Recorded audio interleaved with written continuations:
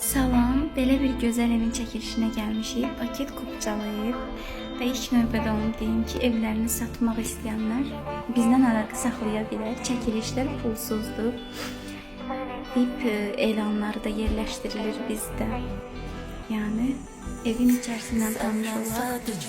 Belə bir 3D formasında gözəl yığılmış bir ev.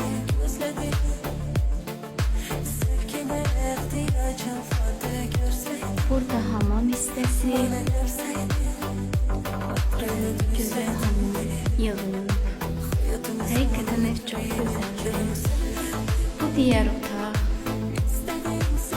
Evin yəni keyfiyyətini göstərirəm. Necə keyfiyyətli yığılıb. Qapıları, işıqları həqiqətən çox gözəl. Aurası da çok yüksek. Bu diğer otağımız. Bu evin de çölə görmüş kargör hissəsi. Ümumi götürüm. Mətbəx hissəsi. Çok şirin. Yevro görünür. Həyətə belə görünür.